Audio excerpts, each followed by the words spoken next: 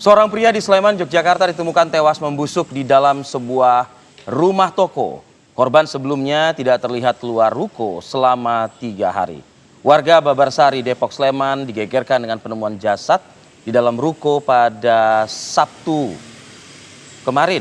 Korban berinisial K, 35 tahun, ditemukan tewas dalam kondisi yang sudah membusuk.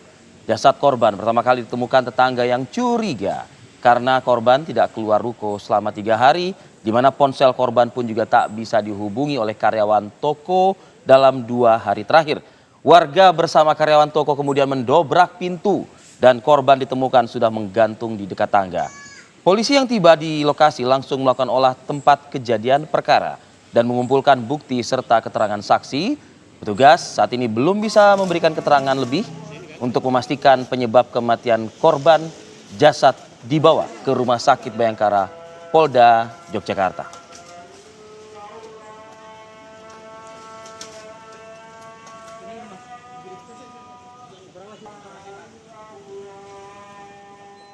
Assalamualaikum warahmatullahi wabarakatuh. Andi Kumala, apa kabar? Selamat pagi Arif Adil.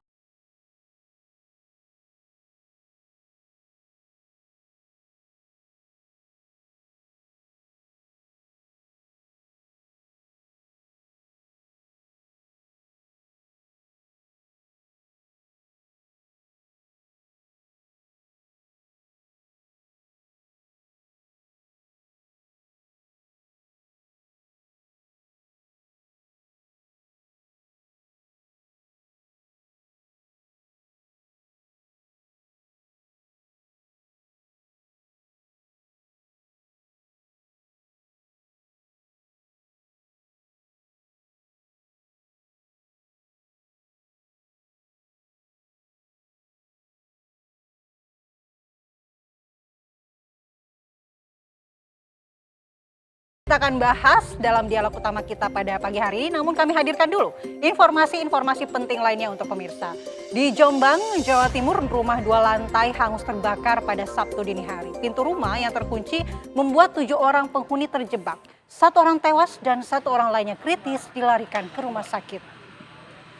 Ya, inilah rekaman video amatir saat petugas berusaha mendobrak pagar pintu rumah. Mereka terpaksa merusak karena ada 7 orang terjebak di dalam. Kondisi pintu depan yang terkunci membuat petugas pemadam kebakaran kesulitan mengevakuasi korban. Setelah berhasil membuka paksa pintu, petugas segera mengevakuasi korban. Kepulan asap pekat menyebabkan seorang asisten rumah tangga meninggal dunia. Lebih dari 2 jam, kebakaran berhasil dipadamkan. Pihak kepolisian yang melakukan olah TKP menyebut kebakaran diduga akibat hubungan pendek listrik pada AC atau pendingin ruangan.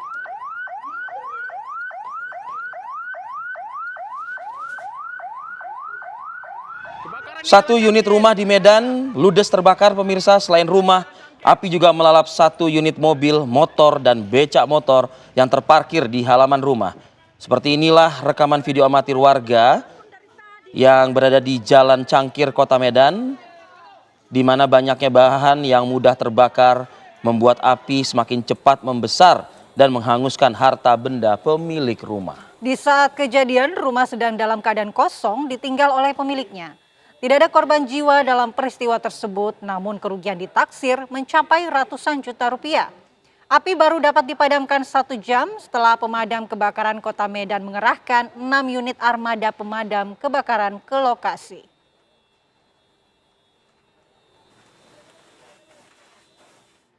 Kita bergeser ke Jawa Barat. Hujan deras yang mengguyur wilayah Kabupaten Bogor pada Sabtu sore mengakibatkan Sungai Cisuda di Desa Rengas Jajar, Kecamatan Cigudeg, Kabupaten Bogor meluap hingga membanjiri permukiman warga. Sebanyak 6 desa di Kecamatan Cigudeg, Kabupaten Bogor terendam banjir. Antara lain Desa Cintamanik, Desa Argapura, Desa Bangunjaya, Desa Rengas Jajar, Desa Tegalega, dan Desa Batu Jajar. Luapan air sungai merendam akses jalan pemukiman warga, bahkan hingga masuk ke dalam rumah. Akibat banjir yang melanda membuat warga yang menetap di kawasan pemukiman bantaran Sungai Cisuda terpaksa mengungsi. Sebagian warga lebih memilih untuk mengungsi ke lokasi yang tidak terlalu jauh dengan tempat tinggal mereka, yaitu rumah ibadah, masjid yang diketahui tidak terdampak dari musibah banjir.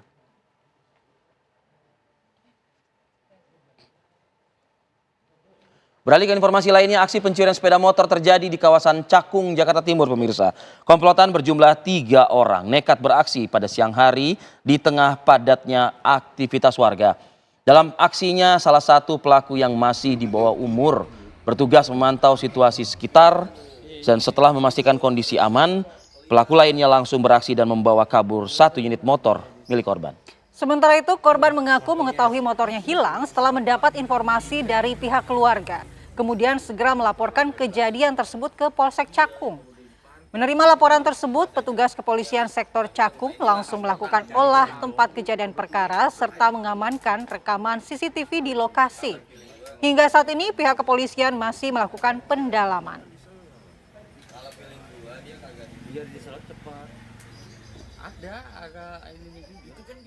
Kita ke informasi lainnya, diduga melakukan pencabulan terhadap anak di bawah umur seorang pria Parubaya di kota Gorontalo diamuk warga hingga babak belur. Pelaku merupakan residivis dengan kasus yang sama pada tahun 2022 lalu. Pria berinisial AH ini menjadi sasaran kemarahan warga karena diduga pelaku melakukan aksi pencabulan terhadap 2 anak di bawah umur. Aksi main hakim warga berhasil diredam oleh petugas kepolisian yang berada di lokasi. Pelaku merupakan residivis kasus yang sama. Pada tahun 2022 diamankan ke Mapolres Gorontalo Kota untuk dilakukan pemeriksaan lebih lanjut.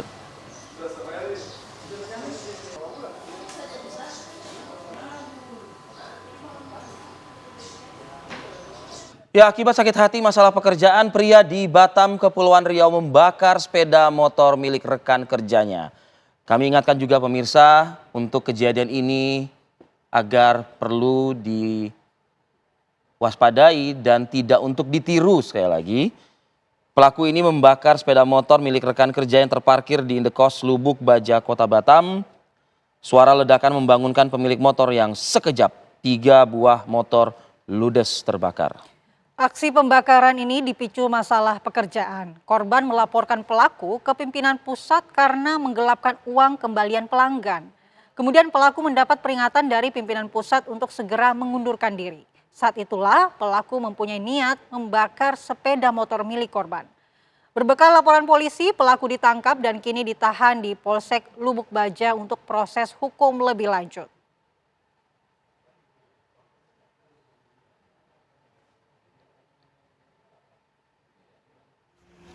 Informasi berikutnya, pemirsa, seorang oknum anggota polisi dari Polres Nganjuk diduga terpergok berselingkuh dengan seorang oknum ASN setelah digerebek pihak keluarga.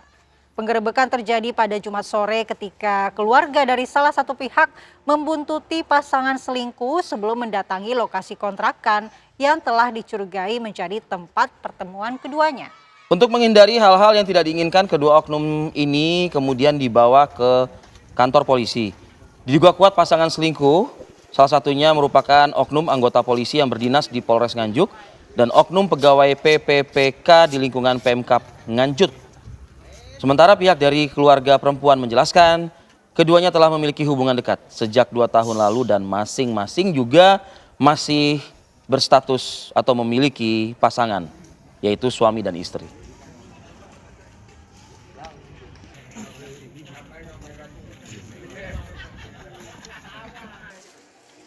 Polisi membongkar praktik pengoplosan gas LPG subsidi 3 kg ke dalam tabung non-subsidi ukuran 12 bahkan hingga 50 kg di Banyuwangi, Jawa Timur, pemirsa. Penggerebekan ini dilakukan pihak kepolisian di 2 lokasi yang menjalankan praktik ilegal manipulasi tabung gas LPG, yaitu di Kecamatan Bangorjo dan Kecamatan Muncar, Kabupaten Banyuwangi. Modus yang digunakan para pelaku adalah memindahkan isi gas menggunakan alat suntik yang telah dimodifikasi. Para pelaku menyuntikkan gas dari tabung bersubsidi ukuran 3 kg ke dalam tabung non-subsidi ukuran 12 dan 50 kg. Dari penjualan tabung gas LPG oplosan 12 kg, pelaku meraup untung Rp76.000 per tabungnya. Sementara untuk tabung 50 kg, pelaku untung hingga Rp230.000 per tabung.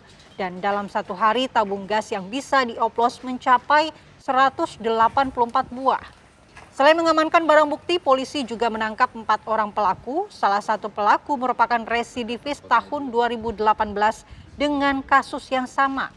Kegiatan ilegal ini diduga sudah dilakukan lebih dari 3 tahun.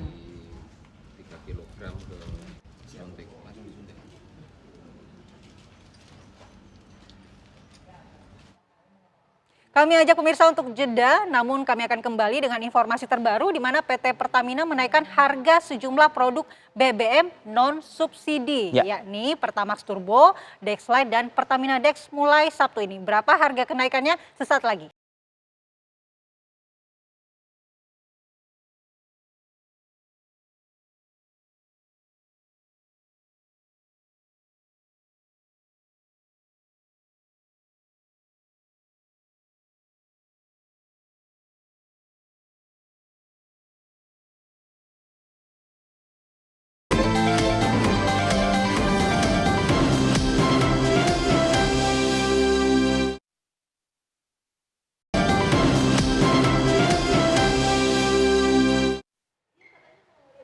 Ya, pemirsa, ini Presiden Prabowo Subianto memberikan arahan dalam kegiatan retret Ketua DPRD se-Indonesia di Magelang, Jawa Tengah. Arahan ini menjadi bagian dari penguatan sinergi antara pemerintah pusat dan daerah dalam menjalankan tugas kenegaraan. Kehadiran Presiden Prabowo dalam kegiatan retret ini menjadi momentum penting mengingat seluruh ketua DPRD dari berbagai daerah di Indonesia turut hadir ya dalam satu forum tersebut. Dalam arahannya, Presiden menekankan pentingnya rasa syukur, persatuan, serta kesadaran sebagai satu bangsa di tengah perbedaan latar belakang. Presiden juga menegaskan bahwa perbedaan daerah, pendidikan, maupun partai politik tidak boleh menjadi penghalang dalam membangun negara.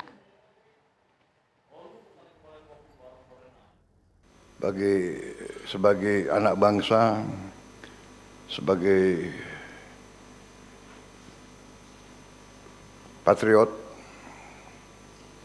karena saya datang ke sini, saya jumpa saudara-saudara dengan satu peranggapan bahwa kita semua di tenda ini adalah patriot. Sementara itu, Wakil Menteri Pertanian Sudaryono mendampingi Presiden Prabowo Subianto melakukan inspeksi mendadak ke Kompleks Gudang Perumbulok Danurejo, Kabupaten Magelang, Jawa Tengah, Sabtu kemarin. Sidak dilakukan untuk memastikan ketersediaan cadangan beras pemerintah tetap dalam kondisi aman, serta siap disalurkan guna menjaga stabilitas pasokan dan harga pangan nasional. Langkah ini untuk menunjukkan keseriusan pemerintah dalam menjaga ketahanan pangan, terutama di tengah dinamika global yang saat ini diwarnai krisis energi dan ketidakpastian di berbagai kawasan dunia. Gudang Bulog Danurejo memiliki kapasitas 7.000 ton dan saat ini dalam kondisi penuh, serta siap untuk memenuhi kebutuhan masyarakat khususnya wilayah Jawa Tengah. Selain memastikan ketersediaan stok, pemerintah juga terus memperkuat peran Bulog dalam menjaga keseimbangan harga baik di tingkat petani maupun konsumen.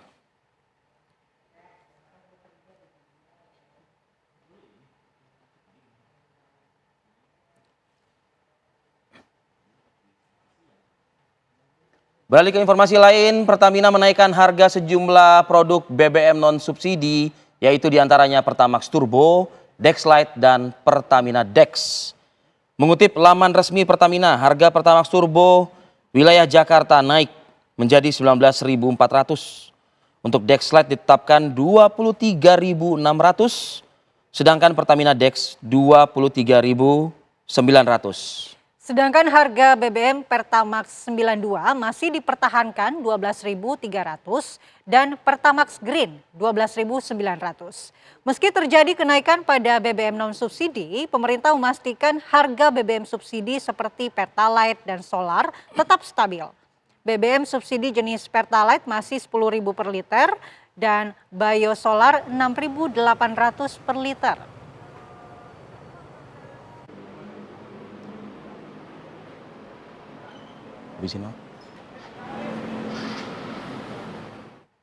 Menteri ESDM Bahlil Lahadalia menyatakan kenaikan harga BBM non-subsidi mulai 18 April 2026 mengikuti harga pasar dunia. Pemerintah tidak mengatur harga BBM non-subsidi dan hanya mengatur harga BBM subsidi sesuai dengan peraturan Menteri ESDM tahun 2022. Dan berikut pernyataan Menteri ESDM Bahlil Lahadalia. Itu kan kalau untuk yang pemerintah atur adalah BBM bersubsidi. Sementara yang untuk industri sesuai dengan peraturan Menteri PSDM tahun 2022 itu mengikuti harga pasar. Jadi dan itu kan turbo itu kan untuk orang kaya. Orang-orang mampu semua. RON 98, kemudian solar yang CN51 itu kan untuk orang mampu lah ya.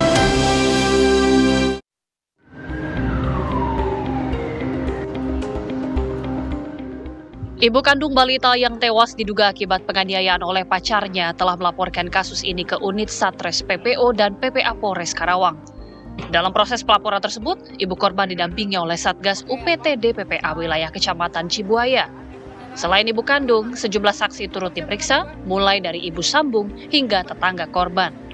Ibu sambung korban Komalasari mengungkapkan bahwa korban meninggal dunia saat dalam perjalanan menuju rumah sakit Hastien setelah sebelumnya mendapatkan penanganan di klinik terdekat. Menurut Komalasari, kondisi korban saat dibawa sudah sangat mengenaskan. Tubuhnya lebam dan dari mulutnya keluar cairan berwarna kuning. Ya untuk harapan saya sebagai ibu sambungnya Trialdo Pratama, saya mohon kasus ini ungkap. Tersangka mungkin sudah DPO kan, aman kan ibu sambungnya, tanya benar-benar sama ibu kandungnya. Harapan saya begitu. Pihak keluarga berharap kasus ini segera terungkap, mengingat banyak kejanggalan yang menyertai kematian anak tersebut. Pihak kepolisian masih mendalami kasus ini. Dari Karawang, Jawa Barat, Agung Prasetyo TV One mengabarkan. Kita beralih ke Tangerang, diduga dibunuh anak tiri seorang ibu muda tewas dalam rumah kontrakan di Curug, Tangerang, Banten. Polisi yang tiba di lokasi langsung melakukan olah tempat kejadian perkara dan mengevakuasi jenazah korban ke Rumah Sakit Umum Tangerang. Seorang ibu muda ditemukan tewas mengenaskan dalam rumah kontrakannya di Kampung Babakan, Kelurahan Binong, Kecamatan Curug, Tangerang, Banten. Korban tewas dengan sejumlah luka di kepala diduga akibat benda tumpul. Menurut keterangan warga, korban sebelumnya sempat cekcok dengan anak tirinya. Diduga pelaku ingin mengambil ponsel milik korban. Polisi masih meminta keterangan saksi di lokasi, sementara pelaku yang diketahui usai melakukan tindakan keji terhadap ibu tiri ini kabur melarikan diri.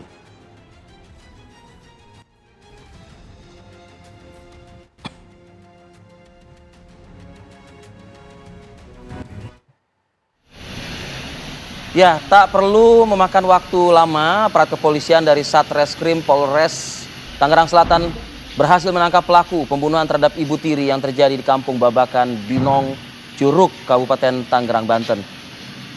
Pelaku ditangkap setelah sempat kabur melarikan diri. Inisial NS, 25 tahun, anak tiri dari korban, berhasil ditangkap di wilayah Priuk, Kota Tangerang. Saat ditangkap, pelaku sempat melakukan perlawanan sehingga polisi harus melakukan tindakan terukur dan terarah. Dari hasil pemeriksaan, pelaku juga dinyatakan positif mengkonsumsi narkotika. Sementara itu, motif pembunuhan diduga karena dendam dan emosi pelaku terhadap korban. Peristiwa pembunuhan ini bermula saat pelaku ingin meminjam ponsel milik korban namun tidak diberikan. Hal tersebut memicu emosi pelaku hingga nekat menghabisi nyawa korban di dalam rumah. Sebelumnya, kasus ini dilaporkan warga pada Jumat malam dan polisi langsung melakukan olah tempat kejadian perkara.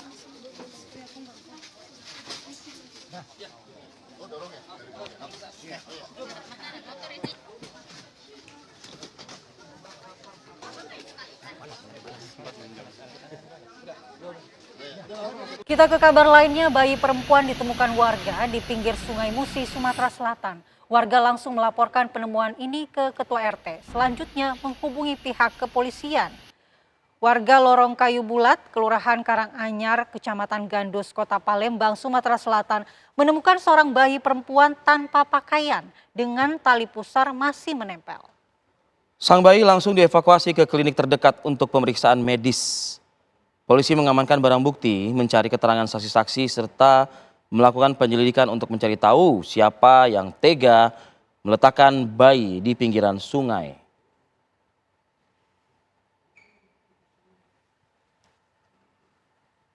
Ya tentunya kita mengecam ya tindakan yang dilakukan oleh orang tua. Bisakah itu orang tua dari Bisa sang jadi. bayi, bisa jadi begitu. Yang kok tega ya menelantarkan atau membuang lah bisa dikatakan bayi tersebut. Nah ini sudah ada ketua RT setempat, ada Bu Musdalifah yang terhubung melalui Zoom. Selamat pagi Bu Musdalifah, Bu RT. Selamat pagi, Assalamualaikum. Ya, Ya Bu RT, kita mau tanya apakah sosok ini dikenali Bu, bayi ini? Artinya juga orang tuanya juga sudah mengerucut siapa pelakunya? nggak kenal kita, mana tidak kenal. Baik. Pada saat ditemukan, siapa yang menemukan pertama kali, Bu? Dan kronologinya seperti apa ceritanya, Bu? Yang menemukan itu warga. Warga pertama kali itu saya jam 3.30 sore saya ditelepon Ibu Wiwis bahwa mereka menemukan seorang bayi yang tergeletak di tepian Sungai Musi di antara rumput-rumput eceng gondok. Ya. Pada saat ditemukan kondisi bayi seperti apa Bu? Itu telanjang, dalam keadaan telanjang dan masih bernapas kan. Jadi mereka tidak berani untuk mengambil risiko. Itu telepon saya bilang ambil bayi itu, selamatkan, nanti saya ke sana. Begitu saya ke sana sudah diambil oleh warga kan. Jadi dengan inisiatif saya bawa ke rumah. Rencana mau ke bidan setempat, tapi karena bidannya nggak ada, jadi saya bawa ke rumah, dimandikan, dibeliin susu, kasih susu, dot. Alhamdulillah sebelum itu kami telepon Pak Camat, Pak Jupri, Camat Gandus. Pak Camat Gandus hubungi Kapolsek. Ya, Bu RT, pada saat ditemukan, apakah bayi itu benar-benar tidak mengenakan apa-apa, atau mungkin si pembuang bayi ini meninggalkan pesan, atau mungkin ada tanda-tanda yang ditinggalkan atau barang-barang yang ditinggalkan dengan bayi ini, Bu? Tidak ada, kondisi bayi itu dalam keadaan telanjang bulat di antara semak-semak eceng gondok gitu. Iya. Rumput ilalang dan eceng gondok di Sungai Musi.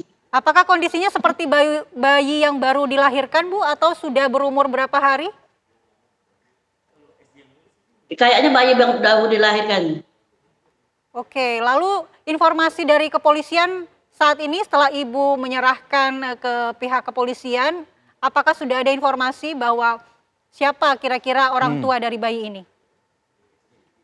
Belum ada informasi. Belum ada informasi dan belum ada koordinasi kepolisian sama saya. Dari warga ibu lah yang diketahui dalam mungkin beberapa waktu hari terakhir, adakah yang dicurigai ibu mungkin dalam kondisi juga sudah hamil besar dan lain sebagainya? Nggak ada itu. Nggak ada yang ibu-ibu hamil. Oke. Itu kan di daerah itu tempat kontrakan. Nggak ada ibu hamil. Oke. Kalau kecurigaan ibu atau dugaan Bu RT sendiri mengarah kemana Bu? Nggak ada. Nggak ada. Artinya nggak ada yang curiga. ya, artinya ini apakah memang orang yang selagi lewat di lokasi tersebut lalu membuang begitu saja dan kabur begitu? Nggak tahu, kita nggak tahu kejadiannya sebab kita sudah ada bayi di antara semak-semak. Artinya juga untuk kamera-kamera pengawas yang terpasang juga tidak ada ya Bu yang merekam? Tidak ada.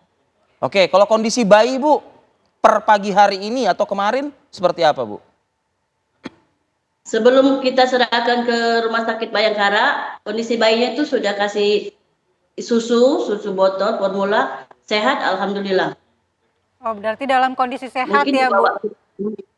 Baik, Iya, baik. sehat. Terima kasih Bu RT, Ibu Musdalifah atas informasinya. Kami berharap juga kepolisian segera menemukan siapa pelaku dan juga orang tua dari bayi tersebut. Selamat pagi, Assalamualaikum. Assalamualaikum Bu RT, saya membayangkan Mal ada pasangan suami istri rumah tangga yang mungkin belum dikaruniai keturunan, Iya. kan begitu kan, aduh miris ya. Sementara ada juga yang punya anak tapi ditelantarkan ya, dugaan mungkin atau ada hal lain, kita tunggu penyelidikan kepolisian. Iya, kita akan segera membahas hal ini dengan dua narasumber yang sudah kami hadirkan di Apa Kabar Indonesia Pagi. Ada Mas Pizarro Gozali Idrus dan Mas Agung Nurwijoyo selaku analis Timur Tengah dan juga pakar hubungan internasional. Selamat pagi Bapak-Bapak. Selamat pagi. Assalamualaikum Mas Arif. Terima kasih berkenan Selamat hadir. Saya ingin ke Mas Pizarro terlebih dahulu. Mas Pizarro ini enggak pakai ragu-ragu seperti seakan ingin memberikan sinyal gitu. ingin menunjukkan taring kepada Amerika yang masih memblokade Selat Hormuz. iya. Kapal India jadi sasaran dari Iya. pasukan militer Iran. Iya, ini bahkan menarik menurut saya Mas Arief ya. Ini kapal India yang ditembak loh. Ini nggak main-main loh. Ini kan India negara besar. Ya, dia punya penduduk yang sangat besar, dia punya leverage ekonomi sangat besar. Tapi itu pun tidak rahib dari tembakan dengan oleh Iran. Padahal India ini juga faktor kedua ialah dia tuh punya investasi di Iran. Makanya kan nanti sebelumnya kan India itu salah satu negara yang dapat privilege dia bersama Malaysia ya kan, bersama negara-negara yang lain, Bangladesh, Pakistan untuk bisa keluar gitu. Tapi kok berani Iran? Nah, kalau Iran sudah berani, ini artinya pesan kepada Donald Trump bahwa kami itu tidak mau negosiasi yang main-main. Ya, kami tidak mudah didikte dan diancam. Tadinya kan Donald Trump melakukan blokade di wilayah Selat Oman ya, yang sebenarnya untuk menahan kapal Selat Hormuz itu kan untuk menekan Iran agar dia mau ke meja perundingan dengan tuntutan yang lebih rendah. Dan kemudian juga pesan kepada Cina seperti itu. Karena kan blokade di wilayah Selat Oman itu dilakukan oleh Trump karena Iran itu masih memasok minyaknya kepada Cina dan dia mendapatkan keuntungan ekonomi di situ. Itu yang mau di stop sama Amerika. Ini yang mau di stop. Kan Trump itu kan frustasi. Ini udah saya habisi fasilitas nuklirnya, klaimnya Trump. Sudah kami bunuh para pemimpinnya, kok dia masih survive nih Iran. Nah, dalam analisa Washington ternyata dia masih punya uang dari sekitar 2 juta barel per hari yang dikeluarkan Iran ke negara-negara lain. Maka ditutup sama Trump. Incarannya dua, dia ingin menghabisi ekonomi Iran, kemudian juga pesan kepada Cina. Dia ingin menekan Cina agar Cina itu juga bisa menekan Iran untuk mau menerima konsensi kesepakatan gencatan senjata dalam negosiasi putaran kedua di Pakistan gitu ya. Tapi kenapa Iran memilih India? Iya, karena kan gini, ya kan sebenarnya ini bukan memilih secara khusus gitu. Ini kan acak karena dia yang keluar. Oh, jadi ini sampling acak aja. Iya, karena gini, ya kan dia kan ada siapapun kapal yang keluar dari wilayah Iran ya, Selat Hormuz yang dia tidak mendapat approval dari RGC, itu kan akan mendapatkan tekanan militer seperti itu. Kecuali memang negara-negara yang memang sudah berdekatan dengan Iran, seperti misalkan nanti ada Cina, ada Rusia ya, ataupun ada negara-negara lainnya gitu ya. Makanya ini menarik gitu loh. Sebenarnya kenapa India ditembak bukan hanya sekedar Indianya. Padahal India itu udah punya investasi di pelabuhan di Carabar. Hubungan juga kan kalau kata Narendra Modi, walaupun saya dekat sama Israel tidak mengubah kebijakan saya di Iran. Tapi bagi Iran tampaknya ini udah nggak ada kompromi. Karena gini Mas Arief ya, situasi udah semakin panas nih. Di internal Iran jangan lupa itu desakan untuk kita nggak usah lah negosiasi sama Trump, nggak usah negosiasi sama Washington gitu. Kita udah melakukan perlawanan, itu kan sangat kuat. Makanya kan Abbas Araghchi itu juga datang ke Islamabad, itu kan dalam tekanan sangat kuat gitu ya. Karena di dalam faksi militer kayak RGC itu lebih memilih jalan perlawanan ketimbang diplomasi. Kan di Iran kan ada dua faksi nih, ada dua hawkish ya, faksi yang garis kerasnya, ada faksi moderatnya. Abbas Araghchi, faksi moderat atau Ali Larijani dulu yang bisa negosiasi lah yang bisa berdiskusi lah seperti itu ya. Tapi kan ada faksi-faksi yang sangat kuat gitu ya. Ada misalkan nanti pengganti Ali Larijani ya, kemudian ada tokoh-tokoh RGC yang mereka memang melihat, oh ternyata kita nih bisa nih ngelawan Amerika Serikat. Mau perang itu udah mutlak lah. Sudah gitu mutlak. Ya. Karena gini Mas Arief, dia perang jangan kan 40 hari sama Amerika, 8 tahun sama Irak. Dan Irak tuh dibantu Amerika, dibantu Eropa, negara-negara lain. Dia saja bisa survive 8 tahun. Ya apalagi ini cuman, dan zaman dulu dia belum punya nuklir secanggih sekarang. Dia nggak punya rudal balistik. Dia nggak punya peralatan-peralatan yang sangat canggih, rudal hipersonik. Itu kan masih sangat terbatas kemampuannya. Toh dia bisa kemudian bertahan dalam perang melawan Irak. Nah, apakah Donald Trump, Mas Agung, membaca bahwa sebenarnya di tubuh Teheran sendirinya ada dua faksi yang sebenarnya ada celah perpecahan di sana, di mana ada Menlu, Abbas Araghchi, kemudian ada IRGC, yang mungkin IRGC itu pengennya perang aja, nggak mau diplomasi, seperti yang dilakukan oleh Menlu Araghchi. Ya, pembacaan-bacaan seperti itu saya pikir hal yang kemudian muncul ya, apalagi kemudian dalam konteks ini kemampuan intelijen Amerika Serikat untuk membaca situasi di lapangan seperti itu kan. Dan tapi memang dinamika-dinamika domestik itu juga memberikan pengaruh dan bahkan menjadi ruang sebenarnya buat Trump untuk senantiasa tetap mendorong ke arah diplomasi seperti itu. Nah, satu hal yang kemudian tadi juga Mas Pizarro sampaikan kan, sampai 1,20 juta barel ya seperti itu kan. Bahkan buat Iran sendiri buat Amerika Serikat melakukan semacam blokade ini kan sebuah intensi untuk mendorong yang namanya Iran ini akses untuk mendapatkan akses perdagangan globalnya di stop. Ya kan Iran itu dapat ya ratusan juta dolar per hari. Lama-lama habis dong Iran kan. Jadi intinya adalah tekanannya bukan sekedar, ini kan perangnya perang hybrid ya Mas. Ya kan ada tekanan ekonomi yang kemudian dilakukan.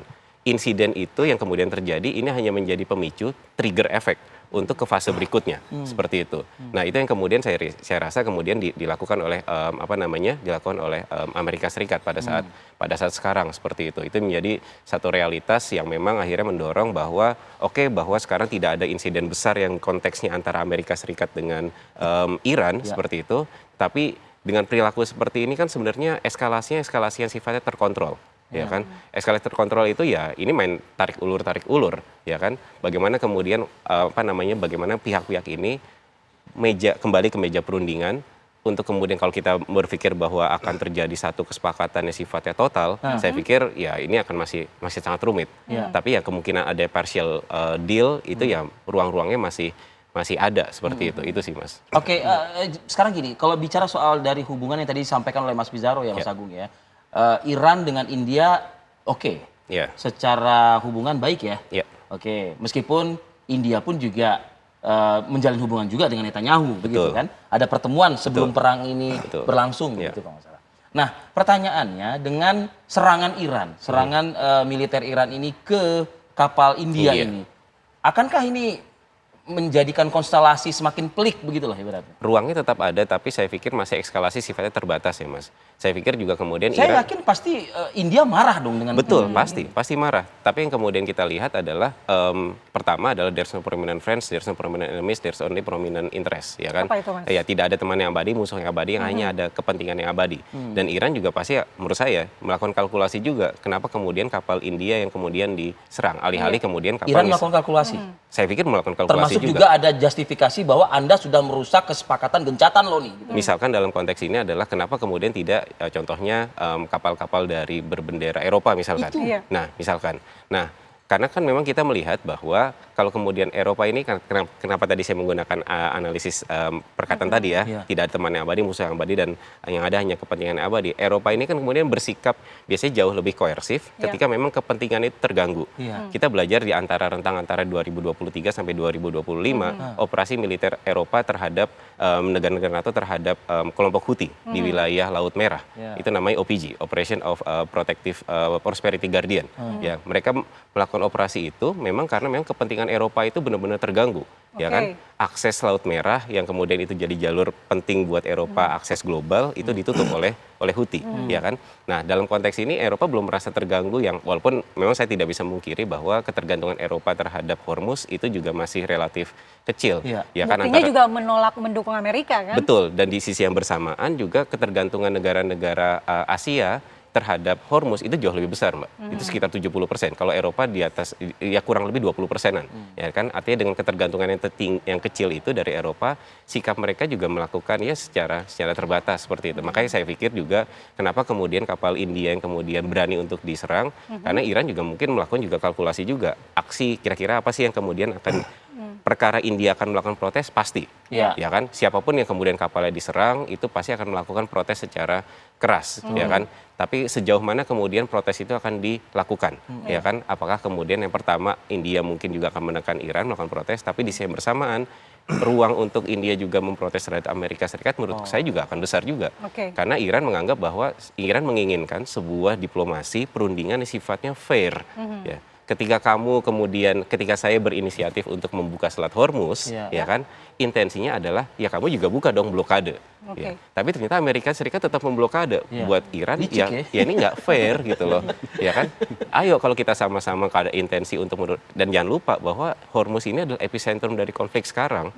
Buat Iran ini adalah sebuah jaminan keamanan bicara tentang Hormuz. Tapi buat Amerika Serikat penguasaan Iran atas Hormuz itu adalah ancaman keamanan. Jadi ini yang menjadi sesuatu hal yang menarik dan sebenarnya juga di atas kertas sulit untuk ketemu titik temunya. Makanya tadi saya sampaikan comprehensive deal-nya mungkin akan sulit, tapi partial deal-nya itu ruangnya masih ada. Misalkan ada konsensi tertentu, pengangkatan, aksesnya boleh dibuka, tapi Iran mendapatkan contoh penghapusan beberapa sanksi. Lebih bersifat teknis ya Mas Agung ya? Ada hal sifatnya teknis walaupun memang ini tadi ya ada sifatnya substansi yang memang buat Iran bicara tentang Hormuz itu ada poin bicara masalah kedaulatan. Ya, mutlak katanya begitu. Mas Pizarro saya sedikit sebelum kita jeda ya mungkin ya. Pertanyaan saya tadi tuh, saya kepikiran aja kok Iran justru malah stigma publik dunia. Iran dianggap nanti merusak tatanan gencatan yang sudah disepakati nih begitu loh. Padahal kan selama ini kan yang pelin-pelan ini kan adalah Trump dan publik dunia kan menyoroti hal tersebut. Jadi hari ini A, besok B, hari ini tempe, apalagi kan begitu ya beratnya kan. Nah, tapi publik dunia sekarang melihat gini, loh, kok Anda justru malah merusak? Yang Anda serang pun juga benar kata Amdi Kumala tadi. Kenapa bukan Eropa? Kenapa tidak straight langsung ke yang melakukan blokade? Kenapa harus India gitu? Iya, sebenarnya gini, kapal-kapal Eropa juga sebenarnya belum berani melintas, Mas. Misalkan Maersk ya, itu punya Denmark ya. Kemudian ada MSC, Mediterranean Shipping Company. Itu mereka memang walaupun dikatakan Iran sudah dibuka, mereka tuh masih bergantung pada IMO. Ya, organisasi maritim internasional yang belum ngasih clearance gitu ya, kayak gitu. Karena kan organisasi ini nggak bisa hanya percaya klaim Iran nih, ini kita buka, tapi ranjaunya itu udah dibersihkan belum? Nah, seperti itu kemudian negara-negara Eropa itu juga masih think twice kan. Kemudian nggak ada juga premi asuransi yang memadai. Asuransi sekarang tuh naik 10 kali lipat, bayangkan.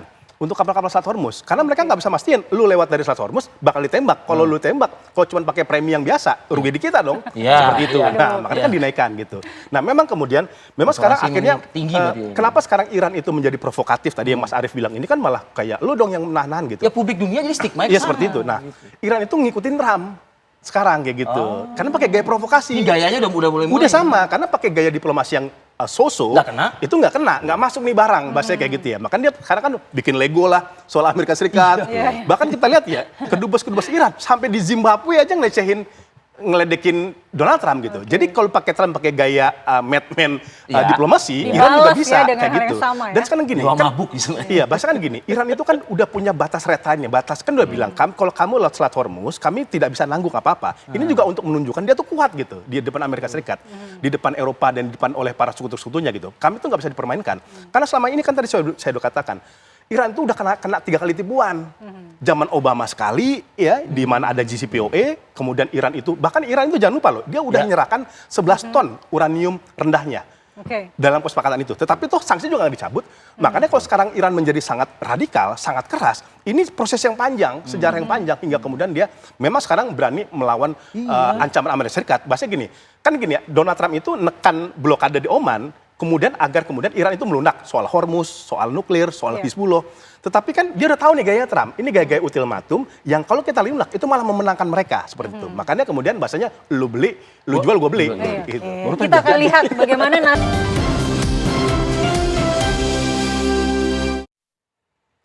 Kita lanjutkan dialog di tengah masa gencatan senjata yang sisa 2 hari lagi ya, Mas Pisaro. Apakah perundingan jilid 2 ini nasibnya akan terjadi, sementara juga serangan terus terjadi, baik itu antara Lebanon dengan Israel maupun juga antara Iran dengan juga Amerika Serikat. Bahkan Iran kemudian menyerang kapal India. Iya betul.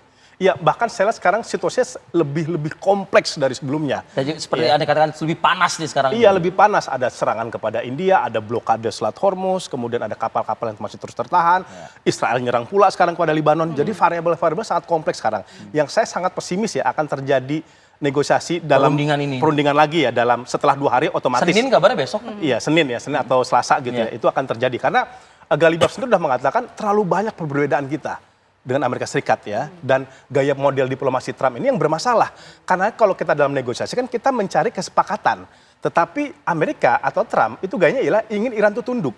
Nah kalau udah prinsip diplomasi seperti ini, Iran itu tidak akan pernah mau masuk di dalam negosiasi yang ada di Pakistan seperti itu, dan situasi akan semakin parah lagi gitu. Ini yang kemudian kalau kita lihat dalam beberapa ke depan tampaknya ini masih akan ada upaya jalur diplomasi jalur belakang ya. Dari Pakistan, kemudian dari Turki, dari Mesir dan lain sebagainya. Ini kan ada beberapa negara juga yang terlibat ya untuk meyakinkan kedua belah pihak untuk masuk. Nah, ada yang lagi lebih kompleks sekarang. Ada tuntutan terbaru nih yang sekarang lagi diangkat. Iran itu menyerahkan uranium yang diperkaya kepada Amerika. Nuklir itu ya? Iya, kayak gitu. Enrichment uraniumnya itu diserahkan kepada Amerika Serikat. Ini bahkan lebih parah di eranya Obama. Dulu Obama itu masih mending dia sepakat agar uranium yang ada di Iran itu diserahkan ke Rusia. Gitu. Karena Iran hanya mau dipercaya kepada Rusia ataupun Tiongkok atau bukan Barat gitu. Obama saat itu setuju, makanya ada 11 ton uranium rendah tapi yang belum diperkaya, belum 60%, itu diserahkan kepada Rusia. Sebagai timbal baliknya, gue dapat apa dong kata Iran? Iran dapat 140 ton uranium murni yang asli. Ya, seperti itu. Nah, tapi intinya apa? Itu ada upaya deal, win-win solution. Pada saat Presiden Obama. Pada saat Obama. Dan saat itu juga jangan lupa, ada negara-negara superpower yang dilibatkan. Ada Rusia, ada Tiongkok, ada Jerman, ada Prancis. Beda dengan gaya Trump. Gaya Trump pengen kayak itu one by one, head to head. Kalau perlu mediator itu yang kemudian secara kapasitas diplomatik nggak lebih kuat dari Amerika Serikat, kan Pakistan. Tiongkok yang diserang juga. Iya, juga diserang kayak gitu. Nah, ini yang kemudian agak sangat sulit ya. Iran nggak akan mau menyerahkan uranium yang diperkaya Fix dia. itu ya, harga mati ya. Sekarang kalau kita lihat mereka tidak mau kayak gitu. Mungkin mereka mau juga tidak keseluruhan dan itu memang pasti diserahkan kepada Rusia. Persoalannya, Trump percaya nggak sekarang sama Rusia? Beda dengan Obama, Trump nggak percaya. Kata Trump, oh bisa jadi nih uranium yang diperkaya Iran dipakai juga sama Rusia untuk memperoleh kapasitas militernya untuk menyerang Amerika Serikat gitu. Jadi sangat kompleks sekarang dan memang ini faktor Trump itu menjadi sangat utama. Kan kalau kita lihat aja serangan kepada Iran itu kan beberapa kayak CIA itu menolak kayak gitu ya. Joe Ken juga protes gitu. Tetapi kan dia udah ketok palu, ya kita serang tanpa kalkulasi yang matang. Jadi kita berhadapan dengan orang gila nih sekarang gitu ya. Gitu. Jadi kalau kita gayanya berpikir normal akan sangat sulit ya. Kalau taktis kan akan ada negosiasi nih, akan ada win-win solution gitu. Win-win solution juga belum tentu mau itu. Donald Trump ya, kalau kita lihat kan Iran misalkan ya, di detik terakhir kan dia minta Iran itu sama sekali nggak boleh bikin senjata nuklir. Gitu. Kan itu bukan win-win solution. Iran udah mau nih win-win solution. Oke, saya nggak buat senjata nuklir, tapi saya punya hak loh untuk bikin energi, fasilitas listrik, fasilitas pertanian seperti itu. Itu pun itu kan ditolak oleh Trump. Trump meminta dan itu karena bisikan Netanyahu juga bahwa zero enrichment uranium. Ya, Iran sama sekali tidak boleh. Nah, kalau seperti ini saya akan sangat ragu kalau diplomasi ini akan berlangsung secara proper, secara equal dan lain sebagainya. Memang yang terbaik ini sama juga kan kita nih politik bebas aktif Indonesia kan. Apa win-win solutionnya? Misalkan dalam Strait Hormuz, Iran tetap melakukan kendali Strait Hormuz, tapi dia nggak boleh mengut fee $2 juta. Karena itu kan peraturan internasional, UNCLOS 1982. Iran pun menurut saya keliru kalau dia tetap memaksakan seperti itu gitu. Nah, tapi Iran juga harus dikasih kepastian dong, tidak ada lagi serangan dari Amerika Serikat. Masalah kan gue sekarang nutup Hormuz, terpaksa nih bahasanya, ya gue diserang bos sama Amerika Serikat. Ini leverage gue dan buktikan, ya kan baru pertama kali nih Iran nutup Hormuz, oh ternyata efektif loh, ya gitu. Oh ternyata bisa bekerja loh, oh ternyata bisa bikin Trump panik loh. Nah ini kan pelajaran ini yang kemudian akan mereka pertahankan untuk tetap mengontrol Selat Hormuz ya dan tidak kemudian dibagi konsesi sama Amerika Serikat. Kalau Amerika Serikat minta itu konsesi. Bayangkan dia negaranya di mana, dia minta konsesi. Ada di situ. Ya kan sangat jauh gitu ya. Nah ini yang kemudian harus dibicarakan secara teknis. Tapi kalau kita lihat sekarang, kan yang jadi mediator itu Asim Munir, militer Pakistan. Berarti kecenderungannya itu bahas teknis gencatan senjata pertahanan keamanan. Lebih arah ke sana? Lebih ke sana. Kecuali misalnya Menlunya Pakistan atau Menteri Ekonomi Pakistan. Pasti kemudian bandulnya lebih pada ekonomi. Oke. Ya gitu. Karena ini kalau pertahanan keamanan berarti masuklah tuh ke unsur yang tadi Mas Peter bilang. Ada nuklir di situ, ada uranium di situ. Ada nuklir ya, kemudian ada teknis persenjataan, perlawanan gitu. Mungkin yang paling bisa dicapai nih pada Senin atau Selasa ini Mas Arief Mbak Kumala, itu perpanjangan gencatan senjata. Panjangan. Yang paling gitu. Itu prediksi Anda ya? Itu yang paling mungkin. Perpanjangan gencatan senjata untuk memberi ruang agar masing-masing pihak yang keras ini itu bisa berdialog. Untuk mencari titik kompromi, jalan tengah yang kemudian disepakati oleh mereka. Misalkan nih, titik kompromi ini, Iran misalkan dibatasi pengayaan uraniumnya, tapi jangan sampai 20 tahun kelamaan. 7 tahun lah atau 8 tahun seperti itu. Itu mungkin ya titik kompromi yang bisa dilakukan. Untuk formasi ulang poin-poinnya ya? Iya, kayak gitu. Karena 10 dari Iran, kemudian Amerika 15, 25. Gaza aja satu isu peluncur senjata 3 tahun nggak kelar-kelar. Apalagi di masalah Hormuz, balistik, uranium segala macam. Saya ke Mas Agung. Mas Agung, memang pelik sih ya membaca alam pikiran Trump. Jangan-jangan memang nggak punya pikiran nih orang kayak gitu. Tapi begini Mas, kalau misalnya seakan-akan di perundingan itu nanti deadlock lagi, Amerika tetap ada di blokade Selat Hormuz. Saya merasakan begini, Iran lama-lama juga agak berpikir kalau misalnya diblokade terus, artinya secara finansial untuk ekonomi dalam negeri terganggu. Betul. Tapi Trump juga pasti ada sisi-sisi juga. Dia mempertimbangkan tidak akan berlama-lama juga dia blokade karena dampak juga tentu ke Amerika Serikat. Mau ada pemilu sela kan? Iya, betul. Jadi kemudian kalau dalam foreign policy analysis menganalisis kebijakan luar negeri itu ada 3 faktor ya. Ada faktor domestik, internasional, dan faktor leadership, ya kan? Dan dalam bobot ini kemudian saya coba mengkritisi dalam konteks domestik Amerika Serikat misalkan kita lihat bahwa perang ini memang ya kemampuan mereka untuk perang jangka panjang memang cukup besar, ya kan? Tapi perang itu melelahkan. Perang itu pasti ada titik tertentu mereka harus cooling down, ya kan, harus ramp off dulu gitu ya dalam perang ini kan, termasuk dari sisi inilah momentum gencatan ini kan adalah cooling down dulu kan. Betul, betul. Walaupun mungkin akan sulit kemudian disepakati berbagai macam poin-poin yang disepakati gitu ya. Artinya sebenarnya dalam kesepakatan itu ya poin no war no peace-nya akan jauh lebih besar, ya kan, dibandingkan kemudian kesepakatan secara keseluruhan. Nah, tapi balik lagi dalam poin utama tadi yang pengen saya sampaikan adalah ketika bicara nanti Amerika Serikat bulan November akan melakukan pemilu sela. Ketika sudah melakukan pemilu sela, Trump ini akan berpikir kalkulasi domestiknya juga, ya kan. Nah, dalam beberapa data-data yang kemudian semakin lama di blokade? semakin banyak diblokade adalah dia ingin mencari cara agar kemudian namanya Iran ini punya Amerika Serikat mendapatkan legitimasi bahwa dia sebagai pemenang perang. Karena memang yang paling sulit kan dalam sebuah peperangan adalah dia keluar dengan kepala tegak. Dia nggak mau kelihatan. Tidak malu ya. Betul. Nunduk. Realitasnya Amerika Serikat approval rate-nya Trump itu jeblok. Ya, di angka 36%. Awal perang masih 47%. Masyarakat Amerika Serikat percaya 68% bahwa Amerika Serikat tidak punya, harusnya Trump ya, Trump itu tidak punya tujuan yang jelas dalam perang, ya kan? Masyarakat Amerika Serikat percaya bahwa 59% perang Trump ini tidak memenangkan perang. Yang yakin menang perang itu cuma 37%. Ya kan? Tambah lagi realitas bahwa 54% masyarakat Amerika Serikat yakin serangan Amerika Serikat terhadap Iran bukan melemahkan Iran, tapi justru kemudian meningkatkan legitimasi Iran, gitu kan? Artinya Tanggapan domestik tentang Israel bagaimana hubungan kalau Trump dengan Israel dalam konteks ini adalah masyarakat Amerika Serikat percaya juga, data Pew Research ya, 2/3 masyarakat Amerika Serikat percaya bahwa hubungan dengan Israel itu tidak menguntungkan. Ya, nah tapi tentu ini bukan variabel tunggal, tentu ada lobby Zionis dan segala macam yang kuat. Dan Israel itu kan tetap kita lihat sebagai uncontrolled variable yang nggak bisa dikontrol dalam konteks ini. Kita berbicara hari Senin tentang Iran dan Amerika Serikat, tapi ada variabel lain nih yang dia bisa bergerak seperti variabel bebas yang sesuka hatinya.